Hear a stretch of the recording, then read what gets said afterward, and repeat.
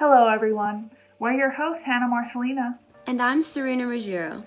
We're bringing you another episode of Are You Ready? A show where we talk about all you need to know to get you out on your own after graduating.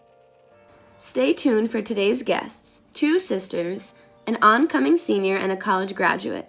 But first, we have an exclusive interview with insurance agent John Edelman.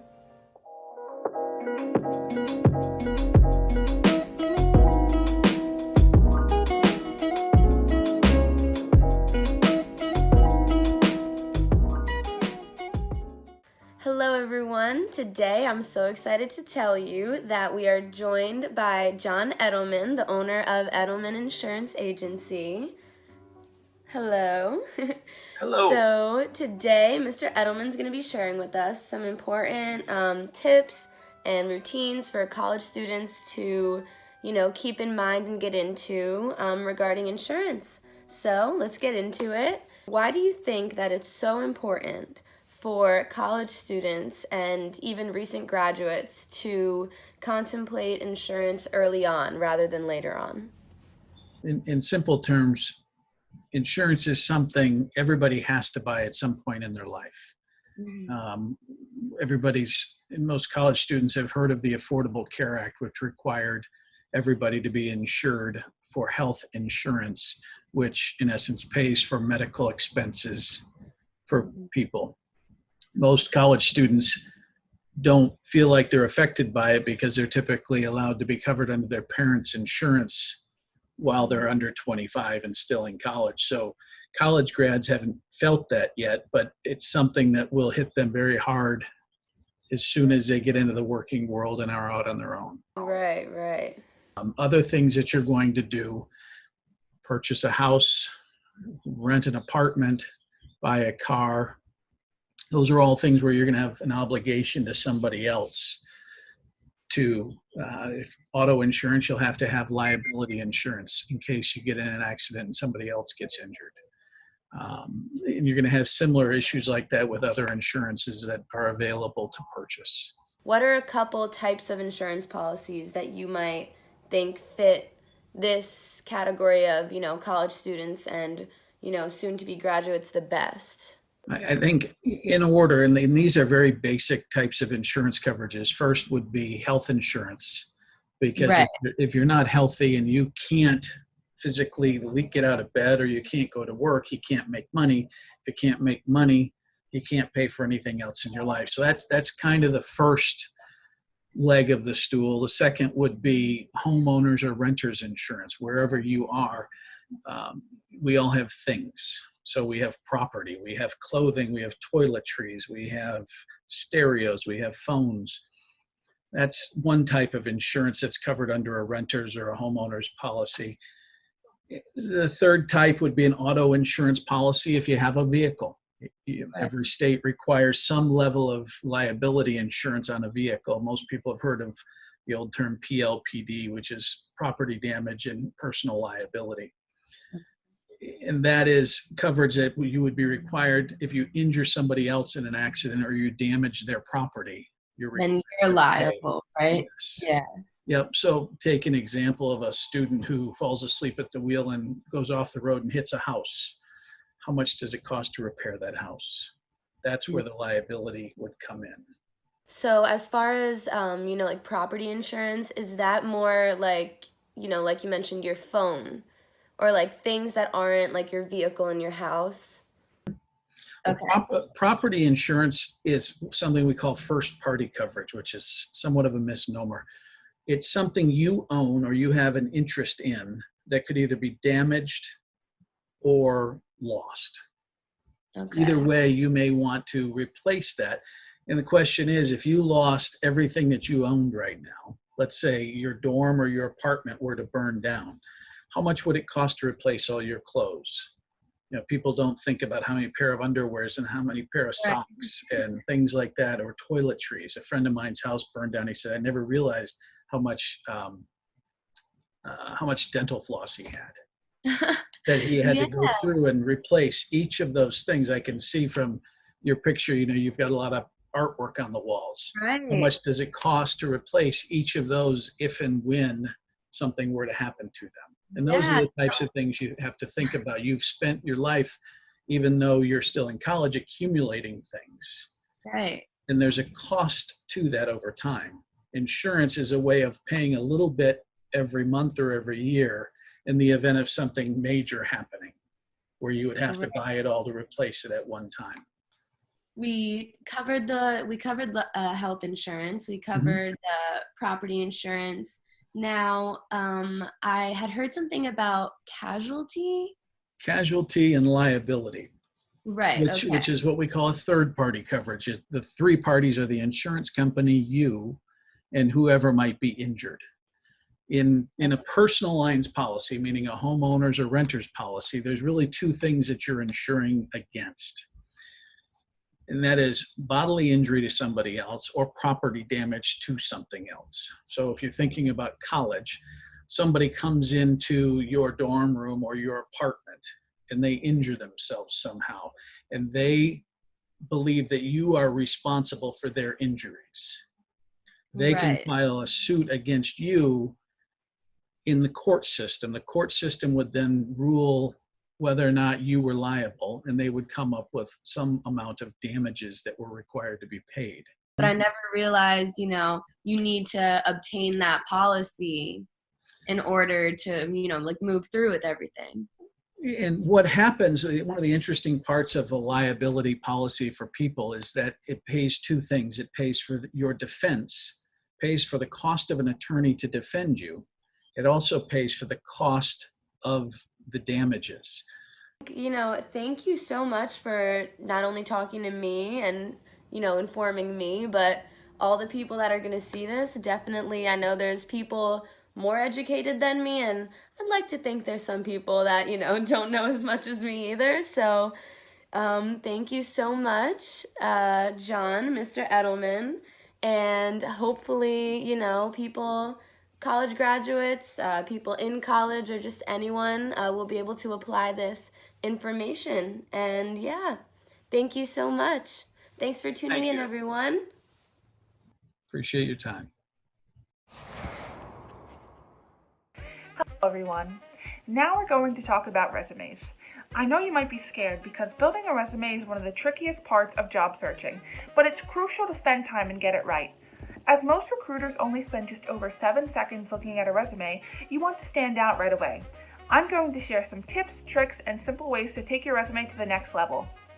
The first is volunteering. Including volunteer work on your resume speaks volumes about your character. Not only is volunteering a chance to serve your community, it will also provide you with valuable skills and let you show off your communication, project management, and teamwork skills. You can even use a volunteering opportunity to boost your job-specific skills. If you're a website developer, volunteer to build a website for a nonprofit. If you're applying to be a vet tech, include time you spent volunteering with animals at shelters or your local vet clinic. Another way to boost your resume is to show your skills in public speaking. Public speaking is a fear that affects over 75% of the population, and that's exactly why it's a skill that will make you stand out to employers. It's normal for your first few times public speaking to be nerve-wracking, but getting experience will improve your self-confidence. If you're nervous, start with people you know and at local get-togethers. No matter how qualified you are, companies aren't going to take interest in flat and boring candidates. On your resume, you want to show off that you're a well-rounded person with varied interests and involvement in extracurriculars. Including hobbies or clubs you're a part of on your resume will show creativity, liveliness, and teamwork. If you haven't already, join a club and bonus points if it relates to your chosen career path. Pursuing hobbies and extracurriculars proves to an employer that you take initiative to boost your talents, abilities, and personality. When you're writing your resume, keep in mind that it's the best time to brag. Include achievements, certifications, and publications. This will provide proof to statements you make about your skills, and that's extremely important. Achievements you include could be awards in school or even in your personal life. If you're going into film or TV production, make a portfolio and include short films you made in school projects. Whatever you decide to include, make sure it's relevant to your work. Finally, it never hurts to show leadership experience on your resume. All employers will value a candidate who has had leadership experience and can be trusted to take control and be reliable. Anything that involves you being in charge and managing other people counts as leadership. Leadership is a skill that provides you with countless other skills in the process, including delegation, communication, relationship building, and time management. And there are 5 ways to bolster your resume. If done right, a compelling resume is a key to standing out to companies as the best fit for the job. Adding these things to your resume will allow you to paint the picture of who you are as a person while still showing off your talents and skills. Today I am joined by Hannah and Leah Hirschberger. Hannah is a recent college graduate and Leah is a junior in college. And we will be discussing today how the two of them have prepared for life after college. So thank you guys so much for being here today. And I guess we'll just start off by what colleges are you attending and did you graduate from? I am attending High Point University, and I will be a senior next year, this coming year. Okay. I attended St. Joseph's University for undergraduate. I majored in communications and English, and then I went on to get my master's from St. Joe's in writing. That's really awesome. And what's your major? Oh, I am a media production and entrepreneurship. What are you doing now, like after grad school and all of that? And I'm doing the same job that I started working before grad school started. I'm a writer at a marketing company. Okay, so you're using your degree. That's really cool. Yeah. Mm-hmm. And do you have any plans for grad school after you graduate? Me? No, I don't think I will be going to grad school. I'm kind of like done with school. But hopefully I'll find a job somewhere with my major, hopefully in video production, doing some editing, something like that. So what resources did your school provide for to prepare you for graduation, and what are you experiencing now that you are still in school? What do you think it has been most helpful to you? My university provided like the generic like career center that you could go to, but I found it more helpful to talk to my professors in both English and communications. They're the ones that helped me kind of decide what I wanted to do. And my English professor, my favorite one, he's the one that persuaded me to do grad school. So that's kind of why I got to that point. And then while I was in grad school, like I said, I got the job on my own. And you, Leah? So they have a lot of people come to our school and talk with us, and we can meet them. Like I met the co-founder of Apple, Steve Wozniak, just because he came to my school, and just my school is like huge on networking, and just like everywhere we go, it's like network with this person. So I think that's really gonna help me in the future. And then Hannah, how much would you say that you prepared before you graduated? A couple months before I graduated, I was offered a job from an internship that I did going into my junior year. But that job kind of fell through. It wasn't for me. It wasn't something I wanted to do. And then kind of when that fell through is when I decided to go to grad school. So the timing actually worked out with me not liking the job. But I definitely recommend internships. I mean, that's how I got the job. I mean, I know I didn't stick with it, but I also just have made a lot of contacts through the internships that I did, which has helped me with the current job that I have now. Yeah, and then another question for you, Hannah. How do you think you've adjusted from being a student basically your whole life to going into the workforce? Dedicate my time to the job. I've moved on up to a head writer, which has really helped me. So I don't think it's that much different. If you put out the same amount of effort you do in classes, you should succeed in your job as well. And Leah, do you think you have any anxieties about moving on from being a student into the workforce? I just came back from doing the Disney College program down in Orlando, in Disney World, and it was basically like an internship down there. So I worked down there for almost a whole semester before this whole coronavirus. But I don't know, I feel like that helped me a lot, like get into the workforce and everything, you know. So I don't know, I'm not anxious or anything about working after I graduate. And then finally, what tips would you guys have for any students starting the job search or doing interviews and just preparing for graduation? So I think people just need to like de-stress a bit and relax, and that's when you do your best in an interview. Like if you don't know an answer to a question, just be honest, and the future employer is not going to take off points because you didn't know like the background of the company from 100 years ago. Like it's not going to happen. So I think as long as you are prepared, but take it more casual is my advice. Like I really think people put too much stress on themselves. Yeah, no, I agree. Like I'm the most nervous person when I go through an interview. Like a week before I'll be like making notes and all this stuff, but like when you like are finished with the interview, you're like, I didn't even need to do any of that. Like you just need to be yourself and you'll be fine. I hear that. Well, that's really good advice. Thank you so much, guys. Yeah. And now we're going to move on to our little trivia section. Okay, so first question. This university currently boasts the highest tuition fee in the nation. A, Columbia University, B, Harvard University, C, Georgetown University, or D, Stanford University. C. I'll go with B. You're unfortunately both wrong. It's actually Columbia. Yeah, of course. Of course. Yeah. It's okay, it's okay. Okay, so next question. The rule of thumb is to not spend more than blank of your income on rent. A, 40%, B, 30%, C, 20%, or D, 15%. B. B. Correct! Yeah, we should know that. Good job, guys. Proud of you. Okay. True or false? You should create a life insurance policy before you turn 35. True. Also correct. Killing it. Okay. How much of your income should you have saved before you buy a house?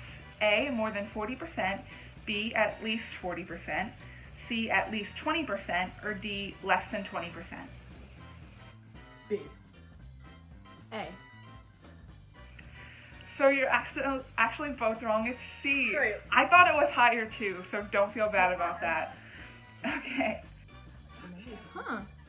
The next question is, how many college students go on and eventually go to graduate school? Is it A, about 80%, B, 60%, C, about 40%, or D, less than 20%? C. B? So C and B? It's C. Woo! You're killing it. You're killing it. You're doing so good, guys. Okay, next question. How much debt does the average student have after graduating from college? A, about 30%, B, less than 20%, C, about 100,000, D, about 50,000. Let's say D. Or C. C. C. So it's actually about 30,000, which I found really shocking because I know I have way more than that. We both have way more than that.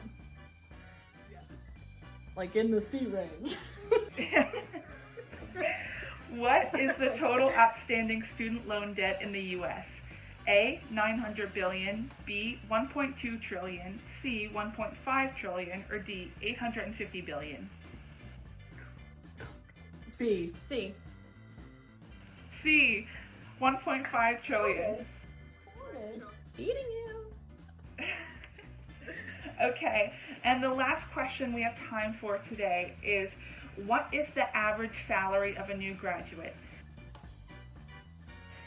A, about $30,000, B, about $50,000, C, about $100,000, or D, about $80,000? B. B. You're both correct. What a great way to end. Yay. Well, thank you so much, Hannah and Leah, for joining me today, and good luck to both of you. I wish you all the best. Have the best careers. And once again, thank you so much. Thank you so much, guys.